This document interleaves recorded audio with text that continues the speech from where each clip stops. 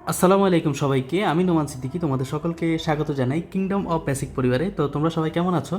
তো আজকে আমরা যেটা নিয়ে শুরু করছি সেটা হচ্ছে তোমার কবিতার বিশ্লেষণ এবং সূক্ষাতি সূক্ষ্ম বিশ্লেষণ, ক্ষুদ্রাতি ক্ষুদ্র বিশ্লেষণ। কবিতার প্রত্যেকটা লাইনের বিশ্লেষণ হবে, প্রতিটা শব্দের বিশ্লেষণ হবে। এই সিরিজে তোমাদের সকলকে স্বাগতম। তো তোমাদের জন্য কি অপেক্ষা করছে তোমাদেরকে একটা ঝলক দেখে, কেমন? তো এই দেখো কি নিয়ে আসছি তোমাদের জন্য আজকে, সেটা হচ্ছে এই দেখো আমি তোমাদের কবিতার যে প্রতিটা লাইন, হ্যাঁ, এই যে সতত, তুমি এটার শব্দের অর্থ বুঝো না, এটা মানে সব সময় বোঝায় হে ন তুমি পড়ো মোর মনে, বা এই যে এখানে আরেকটা শব্দ আছে বিরলে শব্দ দ্বারা তুমি কি বুঝো, এরকম প্রত্যেকটা শব্দ আমি তোমাদেরকে এখানে ব্যাখ্যা করে নিয়ে আসছি। ঠিক আছে? তো কীভাবে পড়বা সেটা আমি অবশ্যই তোমাদেরকে বলবো। তো চলো আমরা ক্লাসটা শুরু করি। তো ক্লাসের শুরুতে তোমাদের আজকে কি অপেক্ষা করছে সেটা একটু দেখাই নিচ্ছি। আর এভাবে তো ডিরেক্ট আলোচনা যাওয়া যাবে না, একটু কথাবার্তা তো বলতে হবে কবিতা নিয়ে, কেমন? তো চলো আজকে কথা বলি, সেটা হচ্ছে কপোতাক্ষ নদ জিনিসটা আসলে কি সেই বিষয়। তো কপোতাক্ষ নদ কবিতাটা কে লিখছে? কপোতাক্ষ নদটা লিখছে তোমার মাইকেল মধুসূদন দত্ত, কেমন? কপোতাক্ষ নদ, তো কপোতাক্ষ নদ কে লিখছে? সেটা হচ্ছে মাইকেল মধুসূদন দত্ত। এখন মাইকেল মধুসূদন দত্ত কেন এই কবিতাটা লিখছে? সেটা হচ্ছে স্মৃতিকাতরতা। তিনি তার স্মৃতি প্রকাশ করেছেন এই কবিতাটা দ্বারা। তো এটা হচ্ছে মেন কথা। উনি দেশ থেকে প্রথমে ইংল্যান্ডে গেছিল তোমার ব্যারিস্টারি পড়ার জন্য, সেখান থেকে তিনি ফ্রান্সে অবস্থান করছিলেন। তো তিনি হচ্ছে মানে ইন্টারন্যাশনালি একটা ইংলিশ রাইটার হতে চেয়েছিলেন আর কি। তো সেখানে তিনি কবিতা লিখেছেন, লেখার পরে সেখানে তেমন একটা গ্রহণযোগ্যতা পায়নি। পরবর্তীতে একটা সময় তার মনে হলো যে না, আসলে নিজ মাতৃভাষায় কবিতা লেখা উচিত এবং এরই মাধ্যমে মেইন সার্থকতা এবং তার ভাবের যে একটা প্রকাশ, ঠিক আছে, সেটা প্রকাশ পায় ভালো মতো। তিনি সেখানে কবিতা লিখেছিলেন, কিন্তু সেখানে তেমন একটা গ্রহণযোগ্য পায়নি। তখন তার হঠাৎ করে তার দেশের কথা মনে পড়লো। তার বাড়ি যে যশোর, সেখানে যে কপোতাক্ষ নদ, কপোতাক্ষ নদটা কোথায় অবস্থিত? বাংলাদেশের যশোরে, কেমন? সেই যশোরের কপোতাক্ষ নদের কথা তার মনে পড়লো। ঠিক আছে? তারপরে সে এই কপোতাক্ষ নদকে স্মৃতি হিসেবে ধরে অনেক স্মৃতিকাতরতা তিনি এখানে দেখিয়েছেন। তার অনেক স্মৃতি মনে পড়লো কপোতাক্ষ নদকে নিয়ে। তিনি ফ্রান্সে বসে এই কপোতাক্ষ নদকে অনেক মিস করতেছেন, এই টাইপের জিনিস, কেমন? তো আরেকটা কথা হচ্ছে এই কপোতাক্ষ নদটা কত লাইনের? সেটা হচ্ছে 14 লাইনের। কত লাইনের? 14 লাইনের। 14 লাইন বিশিষ্ট কবিতাকে কি বলা হয়? চতুর্দশপদী কবিতা। চতুর্দশপদী কবিতা। এবং মজার বিষয় হচ্ছে তার চতুর্দশপদী গ্রন্থ থেকেই মূলত এই ইয়েটা আসছে, কপোতাক্ষ নদ কবিতাটা আসছে। তো এটার একটা ভাবে প্রথম 8টা চরণ থাকে, তারপর আরও 6টা চরণ থাকে। ঠিক আছে? এটা দ্বারা একটা ভাবের প্রকাশ পায়, এটা দ্বারা বাকি যে 6টা লাইন ওটা দ্বারা আরও একটা ভাবের প্রকাশ পায়। ঠিক আছে? তো এটা হচ্ছে মেন কথা। তো চলো আমরা একটু শব্দার্থগুলোতে চলে যাই। প্রথমেই যে শব্দার্থ কী আছে, যে সদা বলতে এখানে সর্বদাকে বোঝাচ্ছে। সদা বলতে এখানে সতত, সতত বলতে এখানে সর্বদা, বিরলে মানে একান্ত নিরিবিলিতে, এগুলো আমার কবিতা তো লেখা আছে। নিশা মানে নাতৃতে, ভ্রান্তি মানে ভুল ধারণা, কেমন? ভারী রূপ কর, এটা হচ্ছে প্রজা যেমন রাজাকে কর দে, বা এই টাইপের জিনিস। মেন কথা আমি যেটা ধরছি তোমাদের জন্য, যে চতুর্দশপতি কবিতা, এটার জন্য এমসিকিউর জন্য খুবই ইম্পর্টেন্ট। এখান থেকে বরাবরই এমসিকিউ আসে। ইংরেজিতে এটাকে বলা হয় সনেট, বাংলা যেটা চতুর্দশপতি, ইংলিশে সেটা বলা হয় সনেট। বাংলায় চতুর্দশপতি কবিতা, 14 চরণ সমন্বিত কবিতা এটা। তো চতুর্দশ কবিতার প্রথম 8 চরণের স্তবকে বলা হয় অষ্টক, এবং পরের যে 6 লাইন তাকে বলা হয় কি? শতক। এবং অষ্টকে মূলত ভাবের প্রবর্তনা, আর শতকে মূলত কি? আর শতকে হচ্ছে ভাবের পরিণতি থাকে। চতুর্দশপদী কবিতায় কয়েক প্রকার অন্তর্মিল রয়েছে। তোমার এখানে যে প্রথম 8টি হয়তো খ খ খ এগুলো হচ্ছে তোমরা দেখে নিবা, কেন এমসিকিউ তো অনেক সময় দিয়ে দিতে পারে, কেমন? বাকি 6 চরণের এই যে এই ক্রমগুলো, হ্যাঁ, এগুলো একটু দেখে নিবা তোমরা। এরপর চতুর্দশ কবিতার আমাদের যে কপোতাক্ষ নদ, তার মিল বিন্যাসটা কি? এটা বেশি ইম্পর্টেন্ট। ক খ ক খ, ক খ খ ক, এটা বেশি ইম্পর্টেন্ট। আর ঘ গ ঘ গ ঘ গ ঘ, ঠিক আছে? তো তোমরা এটা একটু দেখে নেবে, এটা একটু বেশি ইম্পর্টেন্ট, কেমন? যেহেতু এটা কপোতাক্ষ নদের বিষয়টা, এটা একটু বেশি ইম্পর্টেন্ট। আর চতুর্দশ কবিতাকে ইংরেজিতে কী বলা হয়? সনেট। প্রথম 8 লাইনকে কী বলা হয়? অষ্টক। পরের 6 লাইনকে কী বলা হয়? শতক। এবং অষ্টকে ভাবের কী প্রকাশ পায়? প্রবর্তনা। আর শতকে কী প্রকাশ পায়? ভাবের পরিণতি, কেমন? তাহলে আমি কি বুঝলাম? যে আর আর যেটা যে প্রথম 8 লাইন, প্রথম 8 লাইন তাকে বলা হয় অষ্টক। প্রথম 8 লাইনকে কী বলা হয়? অষ্টক। আর যে শেষের 6 লাইন তাকে বলা হয় শতক। কি বলা হয়? শতক। এবং অষ্টক দ্বারা কি প্রকাশ পায়? সেটা হচ্ছে ভাবের প্রবর্তনা।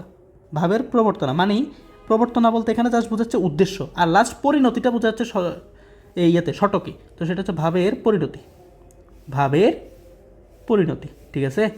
তো এটা হচ্ছে মেন বেসিক কথাবার্তা বলে ফেললাম। এবার চলো আমরা কবিতায় চলে যাই এবং কবি সেখানে কি বলছে। যেমন এখানে কি লিখছে দেখো কবিতা, সেটা হচ্ছে সতত হেন তুমি পড় মোর মনে, সতত তোমার কথা ভাবি এ বিরলে, সতত যেমতি লোক নিশার স্বপনে, শোনে মায়া মন্ত্রধ্বনি তব কল করে। এখন দেখো আমি তোমাদেরকে এগুলো বলবো এখন মুখে ব্যাখ্যা, কথা শোনো, খেয়াল করো। এবং তোমাদের স্কুল কলেজে এটা পড়ায়, স্কুলে পড়ায়, কেমন? তোমরা প্রাইভেটেও পড়ো, তোমরা প্রাইভেটেও পড়ো, কিন্তু মেন কথা হচ্ছে স্যার যখন বুঝায় তখনই বুঝো, বাড়িতে গেলে আর মনে পড়ে না। স্যার জানি এখানে নিশার স্বপন বলতে কী বুঝেছিল, স্যার এখানে মায়া মন্ত্রধ্বনি বলতে কী বুঝেছিল। তাহলে আমি যদি তোমাদেরকে এমন একটা নোটস দিয়ে দিই যে সেখানে তোমাদের নোটসটাই হবে একটা টিচারের মতো।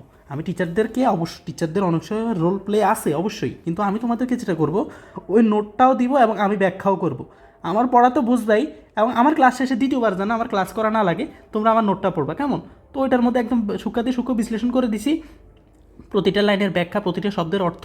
তাহলে কি হবে, তুমি রিভিশন দিতে তোমার জন্য সুবিধা হবে, যেটাই তোমাদের এখন এই মুহূর্তে দরকার। ঠিক আছে, এবার চলো আমরা শুরু করি তাহলে।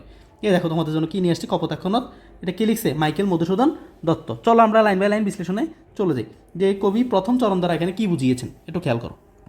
প্রথম চরণ দ্বারা এখানে কী বুঝিয়েছেন একটু খেয়াল করো। বলছে কি যে সতত হে নদ, সতত বলতে এখানে কী বুঝেছে? সব সময়। সতত মানে কি?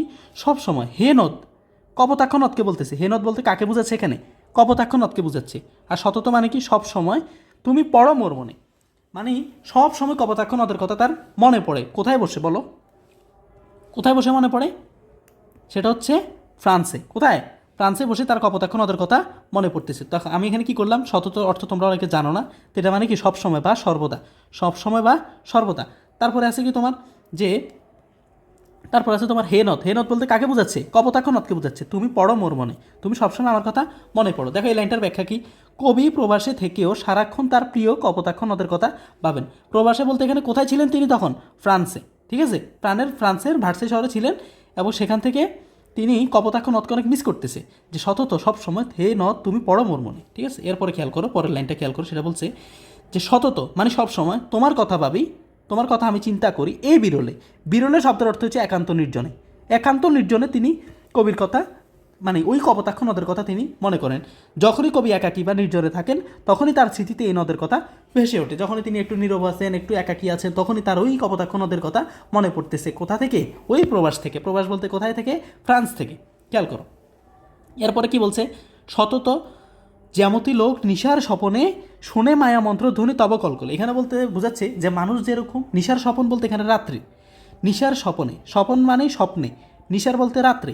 মানুষ যখন রাত্রে তোমার বিভিন্ন ধরনের স্বপ্ন দেখে, যে তোমার এই এই একটা সাগরের পানির শব্দ শুনতে পায়, বা একটা কলকল শব্দ শুনতে পায়, মায়া মন্ত্র ধ্বনি শুনতে পায়, এই টাইপের জিনিস।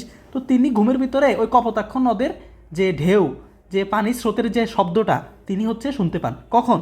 জিমতিলক নিশার স্বপনে, রাত্রে যেরকম স্বপ্ন দেখতে পান তিনিও সেভাবে দেখতে পান।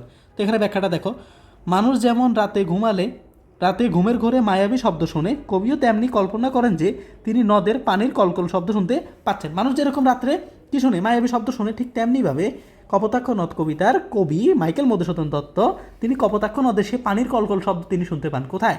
রাত্রে, স্বপ্নের ভিতরে। এতটাই তিনি তার এই কপোতাক্ষ নদের কথা মনে পড়ছে। এরপরে কি বলছে দেখো, উনি যে কথাটা বলতেছে যে তিনি রাত্রে ঘুমের মধ্যে তোমার এই কথাটা মনে পড়তেছে, কপোতাক্ষ নদের কথাটা বলতেছে, এটা ভুল না? এটা ভুল না? এটা কি সত্য কথা? এটা কোনোভাবে সম্ভব? কীভাবে তিনি শুনতে পাবেন? এটা তার একটা ভ্রান্ত ধারণা, ভ্রান্তি না, এটা ভুল। তাহলে কি বলছে যে জুড়াই এ কান আমি ভ্রান্তির ছলনে।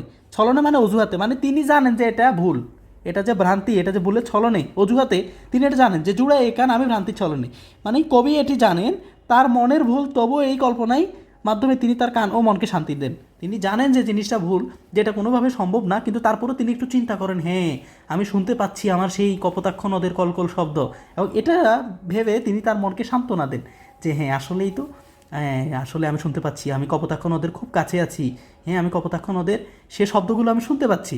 এটা কে বলতেছে? সেটা বলতেছে মাইকেল মধুসূদন দত্ত। আবার এটা যে ভুল এটাও তিনি কবিতার মধ্যে স্বীকার করেছেন। ঠিক আছে, এর পরের লাইনটা খেয়াল করো, যে বহু দেশে দেখিয়াছি বহু নদ দলে। তিনি বহু দেশে বহু নদ দেখছে, বহু নদ নদী দেখছে। দেখো ফ্রান্সে কি নদী নাই, বা যে এই আরও যে তিনি ইংল্যান্ডে ছিলেন সেখানে কি নদী নেই? অবশ্যই আছে। তো সেটাই বলছে যে বহু দেশে তিনি ঘুরছেন। অলরেডি তো আমি এখানে দুইটা দেশের কথা বললাম, বহু নদ দলে, কিন্তু এ স্নেহে তৃষ্ণা মিটে কার জলে। কিন্তু কপোতাক্ষ নদের জলের যে তৃষ্ণাটা, হ্যাঁ যে আক্ষেপটা, যে ভাবটা, যে ভালোবাসাটা, সেটা আর কোথাও তিনি খুঁজে পান না। আর পৃথিবীর অন্য কোনো নদে তিনি কপোতাক্ষ নদের মতো কোনো নদ খুঁজে পান না। দেখো কবি অনেক বড় নদী দেখলো, কপোতাক্ষ নদের মতো আর কেউ হৃদয়ে তৃষ্ণা মেটাতে পারেনি। দেখো আমরা প্রায় 1 2 3 4 5 লাইন পড়ে ফেলছি। আমি তোমাদেরকে এই নোটটা কেন বলতেছি দেখো, খেয়াল করো বিষয়টা। আমি তোমাদেরকে এই নোটটা এখন ব্যাখ্যা করছি, তোমরা অনেকে বুঝতেছো, আমার কথাগুলো বুঝবা না এমন মানুষ খুব কমই আছো, বোঝার চেষ্টা করো, আশা করি বুঝছো। ঠিক আছে, কিন্তু কথা হচ্ছে আমি যদি তোমাদেরকে এই নোটটা না দিই বা এইভাবে যদি তোমাদেরকে না পড়ে, আমি কিন্তু তোমাদেরকে এই ব্যাখ্যাগুলো না আনলেও পড়াতে পারতাম। আমি এটা দেখে দেখে বললাম হ্যাঁ সতত মানে সবসময় হে নদী তুমি পড়বো না, এভাবে বলতাম, বলার পরে কী হতো, তুমি যখন বইটা খুলতে তোমার হ্যাঁ হয়তো সতত অর্থের মনে আছে কিন্তু বিরলে অর্থ তোমার মনে নেই। তোমার হয়তো নিশার শব্দের অর্থ রাত্রি এটা তুমি বুঝছো কিন্তু ভ্রান্তি ভুল এটা হয়তো বুঝছো কিন্তু ছলনে অজুহাত এটা বুঝলা না। ঠিক আছে, তারপরে এই যে মনে করো যে এরকম তুমি শব্দার্থগুলো বুঝলে না, এই জন্য তোমাদের জন্য এই নোটসটা, তো এটা তোমাদের অবশ্যই ভিডিও ডিসক্রিপশন বক্সে দেওয়া থাকবে, তোমরা সেখান থেকে নিয়ে নিবে, কোনো সমস্যা নেই। তো একটু ইউনিকনেস ধরে নিয়ে আসলাম তোমাদের জন্য। হ্যাঁ মানে এটা সিরিজটা হচ্ছে ক্ষুদ্রাতি ক্ষুদ্র বিশ্লেষণ কবিতা। তো আজকে প্রথম কবিতা আমরা শুরু করছি, সেটা হচ্ছে কপোতাক্ষ নদ, এসএসসি 26কে কেন্দ্র করে। এবং তোমরা অন্যান্য এসএসসি যারা আছো তারা তো অবশ্যই দেখতে পারবা, এসএসসি 27 28 তারা সবাই, 28 তো হচ্ছে 9-এ, আর এসএসসি 27 যারা তারা 10-এ, তারা আর কি এই আর 3-4 মাস 3 মাস পরে তোমরা পরীক্ষার্থী। ঠিক আছে, এসএসসি 26 চলে গেলে তোমরা দেখতে পারবা, কোনো সমস্যা নেই। খেয়াল করো ঠান্ডা মাথায়, এরপরের লাইনটা খেয়াল করো যে দুগ্ধ স্রোতরূপী মানে দুধের ধারার মতো, স্রোতরূপী মানে কি ধারার মতো, দুগ্ধ মানে কি দুধের, তুমি জন্মভূমির স্থানে মায়ের কোলে বা বুকে। আমি বলি কাহিনিটা হচ্ছে কি যে এরপর আরেকটা কথা বল, আর কি হে হবে দেখা যতদিন যাবে, তিনি এখানে একটা করতেছেন, আর কি দেখা হবে। তা আগের লাইনটা একটু কথাটা বুঝি যে মা যেমন সন্তানকে বুকে দুধ দিয়ে আগলে রাখেন। ঠিক আছে, দেখো একটা সন্তান তার মা মানে সন্তানকে মায়ের বুকে বুকে নিয়েই লালন পালন করেন বা একদম কোলে কোলে রাখেন। বিষয়টা এমন না যে দুধ পান করিয়ে বড় রাখেন, মানে এটা একটু কাব্যিক অর্থে বোঝাচ্ছে যে একটা সন্তান কিন্তু মায়ের কোলে কোলেই থাকে। তো কপোতাক্ষ নদের তেমনি জল দিয়ে কবিকে মাতৃস্নেহে বড় করেছে, মানে তিনি বুঝাচ্ছে এতটাই কপোতাক্ষ নদকে তার মায়ের সাথে তুলনা করতেছে যে এই কপোতাক্ষ নদটাই তাকে বড় করেছে ছোট থেকে বড়। হ্যাঁ মানে সে যখন ছোট ছিল কপোতাক্ষ নদের ধারে ছিল, মা যেরকম কোলে কোলে নিয়ে মানে একটা সন্তানকে বড় করে, ঠিক তেমনিভাবে তোমার মাইকেল মধুসূদন দত্তকেও কপোতাক্ষ নদের মানে কপোতাক্ষ নদের পাশেই তার জন্ম, তো সেখানে বেড়ে ওঠা। তো সে এভাবে বলতেছে যে আমি মানে এভাবে বলতেছে না যে আমি ছোটো থেকেই এখানে বড় হয়েছি, কিন্তু কথাটাকে একটু ঘুরে বলছে যে কপোতাক্ষ নদী তাকে মায়ের মতো করে তাকে বড় লালন পালন করেছে বা বড় করেছে। এই লাইনটা তারা এটাই বুঝেছে, অর্থাৎ দুগ্ধ স্রোতরূপী দুধের ধারার মতো, দুধের ধারার মতো যেরকম জন্মভূমির স্থনে তুমি মানে এই বাংলাদেশের মানে তার যে দেশ বাংলাদেশ, সেখানে একদম মানে কপোতাক্ষ নদের ধারাটা যেন দুধের ধারার মতো এবং কপোতাক্ষ নদটা যেন মায়ের মতো। ঠিক আছে, এটাই বুঝাচ্ছে যে মা যেমন সন্তানকে বুকে দুধ দিয়ে আগলে রাখেন, কপোতাক্ষ নদও তেমনি জল দিয়ে কবিকে মাতৃস্নেহে বড় করেছে। ঠিক আছে, এরপরে খেয়াল করো আবার, আর কি হবে দেখা যতদিন যাবে, আরও যতদিন যাবে আর কি দেখা হবে, মানে সে বলতেছে আমি কি আর দেশে যেতে পারবো, আমি কি দেখা করতে পারবো সেই কপোতাক্ষ নদের সাথে।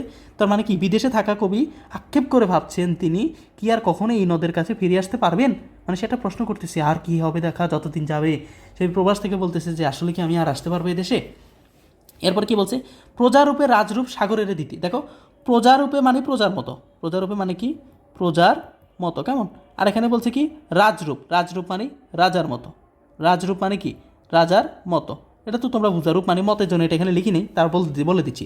দেখো প্রজারূপে রাজরূপ, প্রজা যেরকম রাজাকে কি দেয় কর দেয়, সাগরের দিতে বাড়ি রূপ মানে জলরূপ, বাড়ি শব্দের অর্থ এখানে জল বা পানি, কেমন জলরূপ বাড়ি রূপ জলরূপ, কর মানে কর শব্দের অর্থ কি খাজনা তুমি, মানে এখানে এটা বোঝাচ্ছে যে প্রজা যেরকম প্রজা যেরকম রাজাকে কর দিয়ে একটা রাজ্যে থাকে, একটা রাজ্যের মধ্যে প্রজা যেরকম রাজাকে কর দিয়ে থাকে, ঠিক তেমনিভাবে মানে একটা সাগর, কেমন তো সাগরের সাথে তো নদীর একটা কানেক্টেড থাকে, কেমন তো সাগরের সাথে এই কপোতাক্ষ নদের একটা কানেকশন আছে, আছে কি না। তাহলে এই কপোতাক্ষ নদের যে দলটা, কপোতাক্ষ নদের যে পানির ঢেউ যে দল, সেটা তো একটা সময় যে একটা সাগরের মধ্যে মিলিত হয়েছে না, তখন বলতেছে যে এই স্রোতের এই ধারাটা সাগরকে মনে হচ্ছে যে কর দিচ্ছে।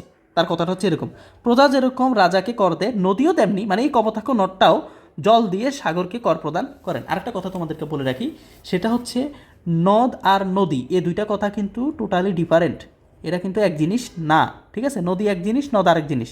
বাংলাদেশের একটা নদ হচ্ছে কি কপোতাক্ষ নদ, ঠিক আছে, এটা খেয়াল রাখবা। পদ্মা নদী ওইটা কিন্তু নদ না, এই পার্থক্যগুলো বুঝবা, এগুলো তোমাদের সমাজে বিস্তারিত আলোচনা আছে, বাংলাদেশ ও বিশ্ব পরিচয় যে অধ্যায়টা চ্যাপ্টারটা সেখানে, সরি সাবজেক্টটা সেখানে। তারপর এ মিনিতি, মিনিতি বলতে এখানে অনুরোধ বুঝাচ্ছে, কী বুঝাচ্ছে অনুরোধ। গাবে, গাবে মানে বাংলায় জন্ম নেওয়া, গাবে বঙ্গজ বাংলায় জন্ম নেয়া, জনের কানে শখে সকারিতে, শখে সকারিতে মানে বন্ধুর মতো, মানে এখানে বলতেছে যে কবি বন্ধুর মতো একটা মিনতি করতেছেন বা একটা অনুরোধ জানাচ্ছেন যে বা বাংলাদেশের মানুষের কাছে পৌঁছে দিচ্ছেন যে নাম তার এ প্রবাসে বিদেশে মজি মগ্ন হয়ে প্রেমভাবে লইছে যে তব নাম বঙ্গের সঙ্গীতে। বিদেশে বসেও কবি যে কবির মমতায় নদের কথা ভাবছেন এবং কাব্যচর্চায় তাকে স্মরণ করছেন, সে বার্তাটি কবি চিরকাল অম্লান রাখতে চান। মানে সেই কথাটা কী বলছে খেয়াল করে, দুইটা লাইনের অর্থটা একটু একই রকম। ঠান্ডা মাথায় খেয়াল করো যে কবি নদের কাছে মিনতি করছেন যেন, মানে একটা অনুরোধ জানাচ্ছেন যেন তার এই বন্ধুত্বের বার্তা বাংলার মানুষের কাছে পৌঁছে দেয়। ঠিক আছে, মানে সে যে কবিতাটা লিখতেছে সে কপোতাক্ষ নদকে বলতেছে, এই নাও এই আমার এই কবিতাটা তুমি বাংলার মানুষের কাছে তুমি এটা ছড়িয়ে দাও। ঠিক আছে, বিদেশে বসেও কবি যে গভীর মমতায় নদের কথা ভাবছেন এবং কাব্যচর্চায় তাকে স্মরণ করছেন, সেই বার্তাটি কবি চিরকাল অম্লান রাখতে চান, স্মৃতি হিসেবে রেখে দিতে চান। মানে সে বলতেছে যে এই কপোতাক্ষ নদকে বলতেছে যে তুমি এই কথাটা বাংলার মানুষকে বলে দাও, যে কী বলবা, যে আমি বিদেশে বসেও তোমার কথা ভাবছি, তোমাকে নিয়ে লিখছি। ঠিক আছে, তার মানে কি বলছে লাস্ট লাইনটা আবার খেয়াল করো, এ মিনতি অনুরোধ গাবে বঙ্গজ জনের কানে শখে সকারিতে বন্ধুর মতো সে বার্তাটা পৌঁছে দিতে চায় কার কাছে, বঙ্গের সঙ্গীতে মানে বাংলার মানুষের কাছে তিনি এই কথাটা পৌঁছে দিতে চান যে তিনি প্রবাসে থেকেও তিনি কপোতাক্ষ নদকে অনেক মিস করতেছেন। নাম তার এই প্রবাসে মজি মানে মগ্ন হয়ে প্রেমভাবে লইছে যে তব নাম বঙ্গের সঙ্গীতে। ঠিক আছে, যে বিদেশে বসে বসেও কবির গভীর মমতায় নদের কথা ভাবছেন এবং কাব্যচর্চায় তাকে স্মরণ করছেন, সেই বার্তাটি কবি চিরকাল অম্লান রাখতে চান। ঠিক আছে, এ মিনতি তিনি একটা অনুরোধ জানিয়েছেন গাবে বঙ্গজ বাংলায় জন্ম নেওয়া জনের কানে শখে সকারিতে বন্ধুর মতো। কবি বুঝাচ্ছেন যে বাংলায় জন্ম নেওয়া আমার যে বন্ধুরা আছে তুমি তাদেরকে, এই যে কবি নদের কাছে মিনতি করছেন যে তার এই বন্ধুত্বের বার্তা বাংলার মানুষের কাছে পৌঁছে দেওয়া, অর্থাৎ তিনি বাংলায় জন্মগ্রহণ করেছেন যে মানুষগুলো, ঠিক আছে, সেই মানুষগুলোর কাছে তিনি পৌঁছে দিতে চান এই কথাটা যে আমি প্রবাসে এসেও কপোতাক্ষ নদের কথা ভাবছি, আমি বলিনি। অথচ আসলে কিন্তু তিনি প্রথমে যেয়েই মানে ইংল্যান্ডে যেয়েই দেখো আমাদের কবিতা কিন্তু শেষ, ডান। ঠিক আছে, কবিতা আমাদের ডান, একদম সিম্পল। আমি তোমাদেরকে বুঝিয়ে দিছি, আমি যে কথাটা বলছি এটা শুনবা এবং নোটসটা পড়বা। তিনি প্রথমে প্রবাসে গিয়েছেন এবং ইংলিশে তিনি কয়েকটা কবিতা লিখছেন, লেখার পরে সেখানে জনপ্রিয়তা পায়নি। কেন পায়নি? দেখো, তুমি বাংলা ভাষা যেভাবে কথা বলতে পারবা মনের আক্ষেপ দিয়ে, বা এখানে উনি যে কপোতাক্ষ নদকে নিয়ে যে কথাগুলো বলছে এগুলো আসলে অনেকটাই তো মানে কতটা প্রতিভাবান ব্যক্তি হলেও চিন্তা করো তুমি, কপোতাক্ষ নদকে তিনি দুগ্ধ স্রোতস্বিনীর সাথে তুলনা করেছেন। কপোতাক্ষ নদকে তিনি ওই যে প্রজারূপে রাজরূপ সাগরেরে দিতে, ঠিক আছে, মানে সাগরকে কর দিচ্ছে কপোতাক্ষ নদের জলের ধারটা। ঠিক আছে, তারপর তিনি তার ছোটোবেলাকে তুলে ধরতেছেন এইভাবে যে তিনি কপোতাক্ষ নদকে মায়ের সাথে তুলনা করছে, মা যেরকম বুকের মধ্যে আগলে রাখে কপোতাক্ষ নদও তাকে বুকের মধ্যে আগলে রাখে। এই কথাটা দ্বারা এটাই বুঝেছে যে মায়া যেরকম কোলে কোলে নিয়ে সন্তানকে মানুষ করে, কপোতাক্ষ নদও তাকে কোলে কোলে নিয়ে মানুষ করছে। আসলে কিন্তু বিষয়টা তা না, কপোতাক্ষ নদের তীরে সে বড় হয়েছে, এতটাই তার স্মৃতি কাতরতা। কেমন? এখন আসো তোমাদের সৃজনশীল প্রশ্ন নিয়ে কিছু কথাবার্তা বলি। সেটা হচ্ছে তোমাদের সৃজনশীলে কী লিখবা? প্রশ্ন আসবে এরকম সৃজনশীলে যে তোমাদের একটা উদ্দীপক দিয়ে দিবে অথবা একটা কবিতা দিয়ে দিবে, সেখানে স্মৃতিকাতরতা। তো তুমি বলবা যে উদ্দীপকের সাথে কবিতার স্মৃতিকাতরতা মাইকেল মধুসূদন দত্তের কপোতাক্ষ নদের যে স্মৃতিকাতরতা সেখানে ফুটে উঠেছে। তারপর মাইকেল মধুসূদন দত্তের কথাগুলো বলবা যে তিনি মায়ের বুকের এর মধ্যে যেরকম সন্তান বড় হয় ঠিক তেমনিভাবে তিনি কপোতাক্ষ নদের তীরে বড় হয়েছেন। তারপরে কপোতাক্ষ নদীকে তিনি অনেক মিস করতেছেন প্রবাসে বসে। এখানে 3-4টা কাহিনী হতে পারে, অনেক রকমের উদ্দীপক হতে পারে। তোমরা গাইডের থেকে তোমাদের যে টেস্ট পেপার আছে সেখান থেকে বিগত বছরে আসা প্রশ্নগুলো দেখে নেবা 4-5টা করে যদি প্রশ্ন তুমি দেখতে পারো তাহলে দেখবা যে তুমি সব পেরে গেছো। ঠিক আছে, সব কথাই 1-2-3টা সৃজনশীল থাকবে ইউনিক এবং সবগুলা কথা একে ঘুরে ফিরে এক। তাহলে এই কবিতাটা হচ্ছে চতুর্দশপতি 14 লাইনের কবিতা বা এই টাইপের জিনিস। চলো আমরা একটু পাঠ পরিচিতিটা পড়ে আমাদের আরও বেসিকটা স্ট্রং করি। কেমন? যে পাঠ পরিচিতি বলতে এখানে কী বুঝাইছে একটু খেয়াল করো। কি বলছে এখানে? কপোতাক্ষ নদ কবিতাটি কবির চতুর্দশ কবিতাবলী থেকে গৃহীত হয়েছে। দেখো, এই কবিতাটা তো আলাদা একটা বইতে লেখা না, এটা একটা বইয়ের অংশ। ঠিক আছে, কপোতাক্ষ নদ তো আলাদা কবিতা না, এটা কবিতাবলী, অনেকগুলো কবিতা মিলে যে কাব্যগ্রন্থ বলে তোমরা চিনো, তো তার একটা কাব্যগ্রন্থের নাম হচ্ছে চতুর্দশপতি কবিতাবলী। সেই গ্রন্থ থেকে নিছি কি কপোতাক্ষ নদ। কিছু শিখো আর না শিখো এই লাইনটা অবশ্যই লাগবে। এটা তোমাদের সৃজনশীলের ক নাম্বারও আসতে পারে, তোমাদের সম্ভবত সংক্ষিপ্ত প্রশ্ন আছে কি না বাংলা আমি শিওর না, থাকতে পারে। SSC 26 তোমাদের কথা বলছি, তোমাদের ক খ এই যে সংক্ষিপ্ত প্রশ্ন আছে সেখানে আসতে পারে। তারপর হচ্ছে তোমাদের যে এমসিকিউতে আসতে পারে যে কপোতাক্ষ নদ কবিতাটি কবির কোন গ্রন্থ থেকে নেওয়া হয়েছে। এটা শুধু কপোতাক্ষ নদের ক্ষেত্রে না, প্রত্যেকটা প্রবন্ধ এবং কবিতা থেকে তোমরা এই জিনিসটা শিখে নেবে, এটা যে কোনটা কোন গ্রন্থ থেকে নেওয়া হয়েছে এটার একটা চার্ট আকারে শিখবা। প্রয়োজনে আমি তোমাদেরকে শেষ মুহূর্তে দিয়ে দেবো পরীক্ষার আগ মুহূর্তে। ঠিক আছে, একটা চার্ট আকারে 5-7 মিনিটের একটা ক্লাস নিয়ে জাস্ট তোমাদের ওই ইয়েটা দেখাই দিব, কোনো সমস্যা নেই। এটার জন্য তোমরা চোখ রাখতে পারো কিংডম অফ বেসিক ইউটিউব চ্যানেলে, কেমন? তো এটা হচ্ছে কোন কবিতা, গ্রন্থ থেকে নিয়েছে? চতুর্দশপতি কবিতা বলি থেকে। এটা এমসিকিউর জন্য সুপার ডুপার ইম্পর্টেন্ট, হ্যাঁ, এই জিনিসটা খেয়াল করে রাখবা। এরপর বলছে এই কবিতায় কবির স্মৃতিকাতরতার আবরণে তার অত্যুজ্জ্বল দেশপ্রেম প্রকাশিত হয়েছে। তিনি দেশের প্রতি তার যে টান, বিদেশে বসেও যেটা তিনি কপোতাক্ষ নদের মাধ্যমে ফুটে তুলেছেন, যে কপোতাক্ষ নদের প্রতি তার কতটা টান রয়েছে। এরপর কি বলছে, কবি এই যশোর জেলার কপোতাক্ষ নদের তীরে সাগরদারি গ্রামে জন্মগ্রহণ করে। দেখছো, এই কপোতাক্ষ নদের তীরে তার জন্মগ্রহণ, এজন্য সে কি বলছে যে মা যেরকম কোলে কোলে সন্তানকে লালন পালন করে, ঠিক তেমনিভাবে কপোতাক্ষ নদে যেন তাকে লালন পালন করেছে। ওই দুগ্ধ স্রোতস্বিনীর সাথে তুলনা করেছিল, মায়ের বুকের ধারার মতো। তারপরে বলতেছিল যে ওইটা যেন কপোতাক্ষ নদের জলের ধারা, সেখানেই মনে হয় তিনি বড় হয়েছেন, ওই আশেপাশে শৈশব কাটছে ওখানে।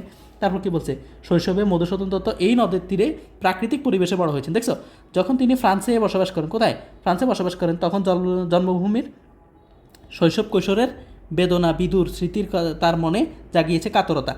দূরে বসেও তিনি যেন কপোতাক্ষ নদের কলকল ধ্বনি শুনতে পান। কত দেশে কত নদ নদী তিনি দেখছেন, কিন্তু জন্মভূমির এই নদ যেন মায়ের স্নেহডরে তাকে বেঁধেছে। কিছুতেই তিনি তাকে ভুলতে পারবেন না। কবির মনে সন্দেহ জাগে, তার তিনি এই নদের দেখা পাবেন? কপোতাক্ষ নদের কাছে তার সবিনয় মিনতি বন্ধুভাবে তাকে তিনি স্নেহডরে যেমন স্মরণ করেন, কপোতাক্ষ নদও যেন একই প্রেমভাবে তাকে সস্নেহে স্মরণ করেন। কপোতাক্ষ নদ যেন তার সদস্যের জন্য হৃদয়ের কাতরতা বঙ্গবাসীর নিকট ব্যক্ত করে। তারপর কি বলছে, দেশমাতৃকার প্রতি অকুণ্ঠ প্রেম যে মানুষের সহজাত প্রবৃত্তি কবিতায় তাই ধরা পড়েছে। মানে এখানে লাস্ট লাইনের কথাটা বলছিল। লাস্ট লাইনটা এখানে কী ছিল দেখো তো, লাস্ট দুইটা লাইন অনেক ইম্পর্টেন্ট এখানে, সেটা খেয়াল করো কী ছিল লাস্ট দুইটা লাইন। সেটা হচ্ছে এটা, যে এ মিনতি গাবে বঙ্গজ জনের কাছে শখে সকারিতে বন্ধুর মতো। কবি মানে ইয়েকে বলতেছে, কপোতাক্ষ নদকে বলতেছে যে আমি যে মিস করতেছি এটা তুমি মানুষকে বলে দাও, ঠিক আছে? তারপরে এ প্রবাসে বসে মজি প্রেম, সে প্রবাসে বসেও তিনি প্রেম লবে লইছে যে তবে বঙ্গের সঙ্গীতে তিনি দেশকে কতটা ভালোবাসেন। তিনি কপোতাক্ষ নদকে বলতেছেন যে তুমি এটা বাংলার মানুষের কাছে কি বলো, ছড়িয়ে দাও, ঠিক আছে? এই কথাটাই কিন্তু এখানে আছে। কোথায় আছে? এই লাস্ট লাইনে খেয়াল করো, যে কপোতাক্ষ নদ যেন এই প্রেমভাবে তাকে সস্নেহে স্মরণ করে। কপোতাক্ষ নদ যেন তার স্বদেশের জন্য হৃদয়ের কাতরতা বঙ্গবাসীর নিকট ব্যক্ত করে। তার যে দেশের প্রতি টান, এটা যেন কপোতাক্ষ নদ বন্ধুর মতো করে তার দেশবাসীর কাছে ব্যক্ত করে, মানে বলে দেয় দেশমাতৃকার প্রতি আকুণ্ঠ প্রেম যে মানুষের সহজাত প্রবৃত্তি কবিতায় তাই ধরা পড়েছে। বুঝছো? এবং এরই মাধ্যমে অত্যন্ত শর্ট ভিডিও আমরা বানাইছি। আমরা বড় বড় ভিডিও করবো না এখানে। কোথায়? কিংডম অফ বেসিক থেকে যে কবিতার ক্ষুদ্রাতি ক্ষুদ্র বিশ্লেষণ আছে যে সিরিজ, সেটা কিন্তু অনেক বড় হবে না, সেটা আর ম্যাক্সিমাম 20 থেকে 30 মিনিট হতে পারে। তো এটা ছিল আজকে প্রথম ক্লাস। তোমাদের সকলকে অসংখ্য ধন্যবাদ এই সময়টা আমাদের সাথে থাকার জন্য। আশা করি তোমাদের অনেক উপকার হয়েছে। এবং এই পিডিএফটা কোথায় পাবা তোমরা? এই পিডিএফটা পাবা হচ্ছে ভিডিওর ডিসক্রিপশন বক্সে পাবা, কেমন? এটা ভিডিও ডিসক্রিপশন বক্সে তোমরা পেয়ে যাবা। আর এই নোটটা তোমরা পড়বা। আমার কথাগুলো বুঝছো আশা করি, আলহামদুলিল্লাহ আশা করি বুঝার কথা। আর তোমরা করবা, এই নোটটা পড়বা। নোটের মধ্যে প্রত্যেকটা লাইনে ব্যাখ্যা আছে, প্রত্যেকটা শব্দের অর্থ আছে, ঠিক আছে? এগুলো দেখলে তোমাদের এই পড়াটা অনেক ইজি হবে, এমসিকিউ অ্যান্সার করতে অনেক সুবিধা হবে। ক খ, বিশেষ করে খ নাম্বার কবিতা চরণ দিয়ে দিবে, যে চরণ বলতে তুমি কী বুঝো। পরীক্ষার পাশে কীরকম আসবে, যে বলবে এরকম যে প্রজারূপে রাজরূপ সাগরের দিতে বাড়িরূপ কর তুমি, এই চরণ দ্বারা কবি কী বুঝিয়েছেন। প্রশ্ন কিন্তু কখর মধ্যে এগুলোই আসে, ঠিক আছে? এরপর ক নাম্বার প্রশ্নে আসবে চতুর্দশ কবিতাটা কত লাইনের হয়, অথবা চতুর্দশ কবিতা মাইকেল মধুসূদন দত্তের যে কপোতাক্ষ নদ কবিতা আছে তার যে ধারাটা 14 লাইনের যে ধারা, এটা কি? তখন তুমি ওই লাস্ট লাইনটা বলে দিবা। কোথায় ছিল এটা? এটা ছিল ওই যে শব্দার্থের ভিতরে। এরপরে তুমি বলবা এই কবিতাটি কোন গ্রন্থ থেকে নেওয়া হয়েছে, ঠিক আছে? এরপর মাইকেল মধুসূদন দত্তের যে কবি পরিচিতি, সেখান থেকেও প্রশ্ন আসতে পারে, সেগুলো দেখে নিবা, ঠিক আছে? তো আল্লাহ হাফেজ, সবাইকে অসংখ্য ধন্যবাদ আমাদের সাথে থাকার জন্য। এবং ক্রমান্বয়ে তোমাদের যে 8টা কবিতা আছে এসএসসি 26-এর, সবগুলোও আসবে। পরবর্তীতে এসএসসি 27 নিয়ে ইনশাল্লাহ কাজ করব। তো এসএসসি 26কে কেন্দ্র করে যেহেতু ক্লাসগুলো নেওয়া, তো তোমাদের সকলকে অসংখ্য ধন্যবাদ কিংডম অফ বেসিকের সাথে থাকার জন্য। আর তোমরা তোমাদের বন্ধুবান্ধবের সাথে ছড়িয়ে দাও এবং সাবস্ক্রাইব করে এই চ্যানেলের পাশেই থাকো সমস্ত আপডেট পাওয়ার জন্য। তোমাদের ম্যাথ ক্লাস হচ্ছে, ত্রিকোণমিতি শেষ, পরিমিতি চলছে। তারপর হচ্ছে তোমার এখন কপোতাক্ষ নদটা দিলাম, তারপরে ইংলিশের বেসিক টেন্স ক্লাস নিলাম, তারপর সেন্টেন্সের ক্লাস আসবে, তারপর হচ্ছে চেঞ্জিং সেন্টেন্সের ক্লাস আসবে, সব আসবে। তোমরা জাস্ট চ্যানেলের মধ্যে নজর রাখো। দেখো চেঞ্জিং সেন্টেন্স পড়তে যাও, তোমরা সেন্টেন্সই ঠিক করে চিনো না, চেঞ্জিং সেন্টেন্স মানে কি, সেন্টেন্সের পরিবর্তন, অথচ তুমি কি চিনো না, সেন্টেন্স চিনো না। সো সেন্টেন্সের একটা বেসিক ক্লাস আসবে, তারপরে ওটা করলে তুমি কি পেয়ে যাবা, চেঞ্জিং সেন্টেন্সের ক্লাস পেয়ে যাবা। চেঞ্জিং সেন্টেন্সে তোমাদের মধ্যে অ্যাফার্মেটিভ আছে, নেগেটিভ আছে, তারপর হচ্ছে assertive, interrogative, exclamatory, simple, complex, compound, সবগুলো একদম ইজি করে দেবো। একটু ডিফারেন্ট স্টাইলে পড়বো, আমরা রুল ধরে ধরে পড়বো না, আমরা প্র্যাকটিস করতে করতে শিখবো ইনশাল্লাহ। দেখবো তোমাদের গ্রামারকে একটা ভিন্ন লেভেলের ফ্লেভার দেওয়ার চেষ্টা করবো, ঠিক আছে? যা অনেকেই শিখছো, অনেকে গ্রামারকে অনেকে এনজয় করে শিখো, তা আমি তোমাদেরকে এনজয় করে শিখাবো। তোমরা অনেকে শিখো রুল নাম্বার একে অনলি থাকলে এটা হবে ওইটা হবে, আমরা এইভাবে শিখবো না, আমরা প্র্যাকটিস করতে করতে শিখে যাবো ইনশাল্লাহ। তো সকলে আমাদের পাশে থাকবে, ধন্যবাদ সকলকে, আসসালামু আলাইকুম।